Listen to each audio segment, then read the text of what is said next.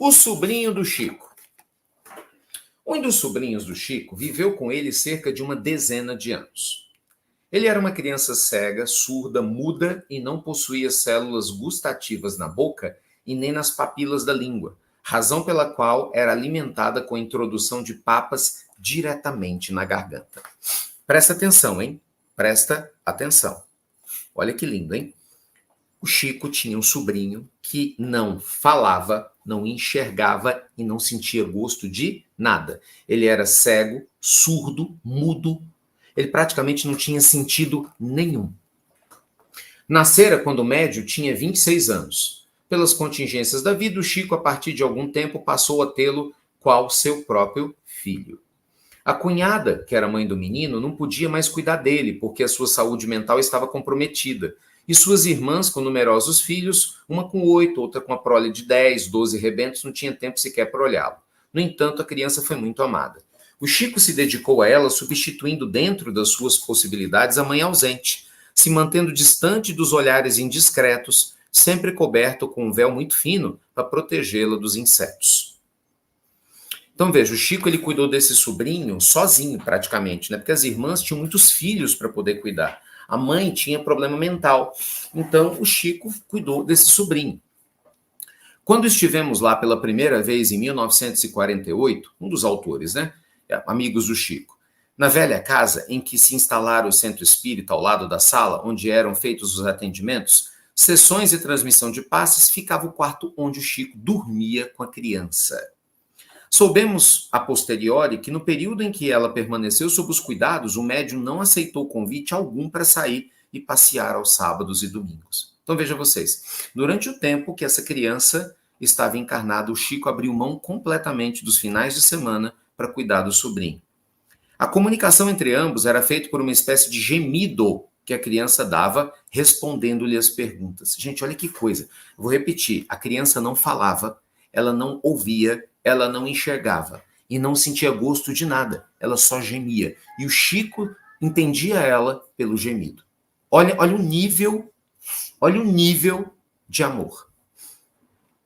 Chico, ao se referir a esses fatos, anos mais tarde, nos contou que nunca levava os frequentadores do centro para vê-la, porque poderiam até dizer assim, que médium é esse que não resolve problema nenhum? Algumas vezes, após horas de ausência, prosseguiu, pois só me afastava do menino para os compromissos sérios e de trabalho. Eu o higienizava e quedava-me ao seu lado para dar o amor que lhe faltava. Mas eis que inopinadamente surgia uma mãe em pranto, pedindo-me auxílio e consolo, porque o seu filho havia perdido o ano na escola, e eu tinha que deixar o menino para ir atendê-lo. Bem, depois da significativa pausa, Chico continuou. Assim, ele viveu até 1949, quando desencarnou aos 12 anos. Os parentes se sentiram aliviados, mas eu sofri muito com a ausência dele. O médium se calou por uns momentos e deu sequência ao relato. Depois de um tempo, que me pareceu muito longo, eis que ele me aparece em espírito. Era então agora um moço muito bonito, aparentando 22 anos.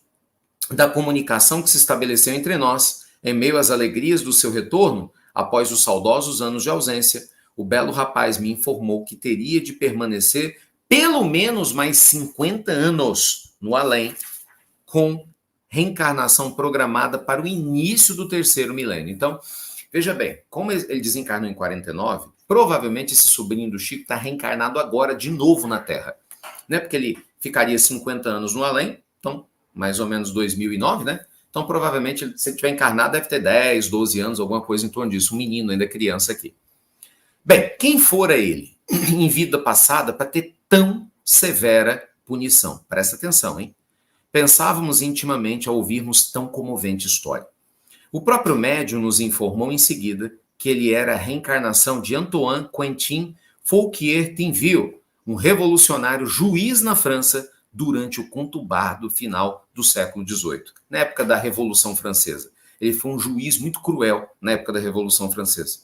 E Chico, se dirigindo a nós em tom mais baixo, ainda acrescentou, em pleno tribunal revolucionário, no período do terror, quando não tinha vítimas para serem levadas à guilhotina, ele enviava algum desconhecido, qualquer, um dos seus inimigos, para que a máquina não parasse.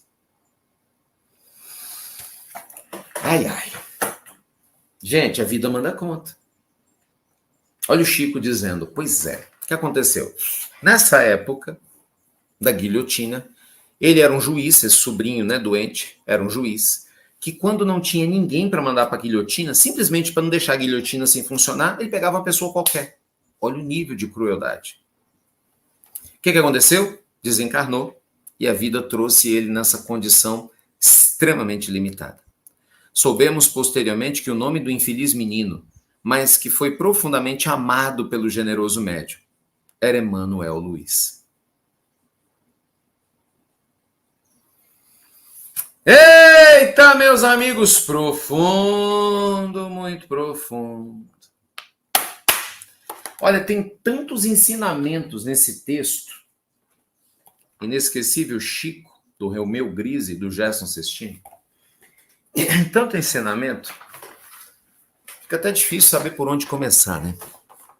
Primeira coisa é o amor do Chico.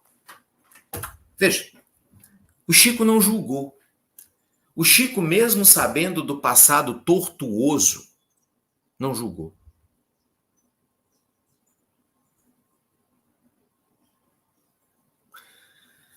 Só lembrando, o pessoal está confundindo. Não, o nome dele era Manuel Luiz. Tem nada a ver com Emmanuel. Não, nada. Nome de Batista, ao invés de ser João da Silva, entendeu? Pedro Tiago, Ricardo. Não, chamava Emanuel Luiz. Tem nada a ver com Emmanuel. Não, é o nome que ele teve na Terra. Viveu 12 anos. Então a primeira coisa foi o amor do Chico. Um amor sem julgamento. Um amor de acolhimento. Porque a gente imagina, o espírito nesse nível de provação, ele precisa de alguém que ame muito para dar conta. Porque se é uma mãe meia boca, um pai meia boca, não dá conta. E olha que o Chico nem mãe biológica o pai era, mas ele era o Chico, né? Ele já era um discípulo do Cristo no nível avançadíssimo de excelência em amor. Veja você que ele dedicou 12 anos da vida dele para cuidar dessa criança, né? Praticamente não fazia nada além das suas obrigações, e sábados e domingos não tinha lazer, ele que já trabalhava de uma maneira ostensiva para cuidar da criança. E veja você que quando a criança desencarnou, ele não ficou feliz, aí sai um peso das minhas costas. Não, quando a criança desencarnou, ele ficou triste. Quando a gente ama, a gente não julga. Acho que é o primeiro grande ensinamento do Chico, é uma inspiração. Eu sei que muitos de vocês têm parentes desafiadores, às vezes na família, não desista deles. Todos eles, gente, são bênçãos para as nossas vidas. Mesmo que a condição seja complexa, mesmo que a situação seja desafiadora, o tempo sempre flui a favor daquele que ama. Guarda esse ditado. O tempo sempre flui a favor daquele que ama. Lembre-se, fala do próprio Chico. Quando o anjo da provação vem te visitar e te encontra trabalhando, o amor manda esperar. Então, assim, muitas provações vêm nos encontrar, mas quando nos vêm trabalhando em função do bem, o amor nos protege. Aliás, que mais o Chico foi protegido, hein?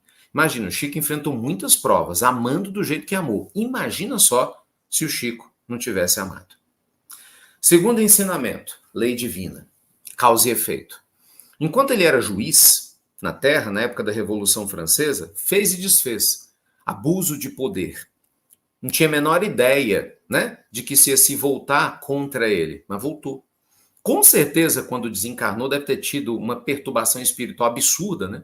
Provavelmente deve ter sido amplamente perseguido por aqueles que ele ajudou a guilhotinar, principalmente os injustamente. E aí ele retorna nessa condição abjeta de limitação física, em todos os níveis. Então isso é um grande ensinamento, porque às vezes a gente vê uma pessoa com problema, a gente julga Deus. Tem gente que fala, eu não acredito em Deus, olha o meu filho. Eu penso o oposto, eu acredito em Deus por causa do que eu vejo no meu filho. Você entende isso? Isso é importantíssimo. Todos nós temos desafios, não é? E muitas vezes, gente, alguém que tem alguma limitação física está se libertando. Você viu, na hora que ele desencarnou, ele aparece para o Chico como um jovem rapaz muito bonito. Quer dizer, ele estava livre daquela prova, inicialmente, mas ele ainda tinha que ficar 50 anos no mundo espiritual. O Chico não entrou em detalhes, mas provavelmente trabalhando, provavelmente resgatando muitos que ele ajudou a perder, a perturbar, provavelmente nessa linha, né? Para depois voltar à matéria. E pelas contas, está encarnado aqui agora na matéria, em algum lugar aí no mundo. Então, assim, não tem jeitinho na lei divina. Não tem jeitinho na lei divina. Não é? Muitas vezes a gente acha, não, porque fulano está fazendo, está se safando. Safando de quem? De quê? Eu vou fazer, vou acontecer porque ninguém está vendo. Ninguém está vendo? Ô dó! Ô distraído! Ninguém está vendo? Tá. A lei divina vê. Por isso, gente, Jesus falava, vai, reconcilia-te com teu irmão enquanto tu ainda estás a caminho. Depois é difícil.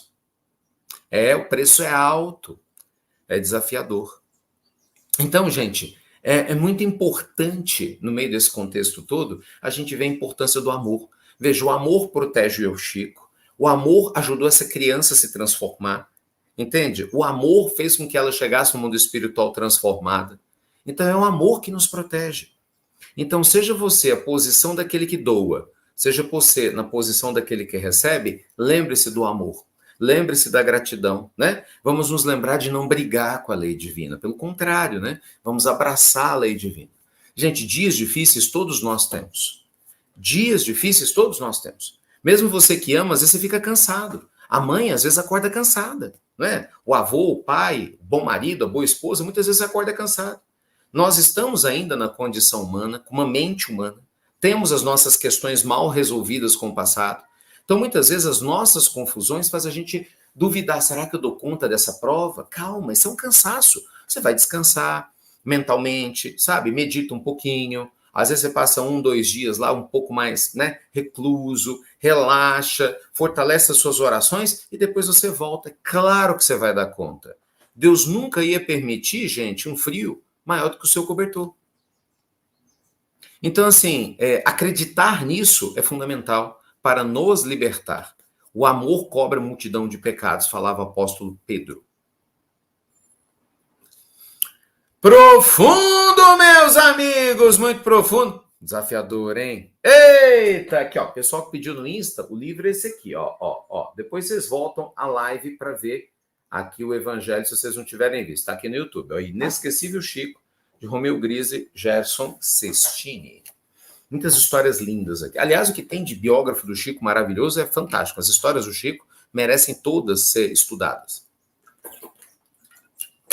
A gente vai ter que gastar uma existência toda para estudar todas as histórias, se é que é da conta, né? Porque cada história linda, maravilhosa.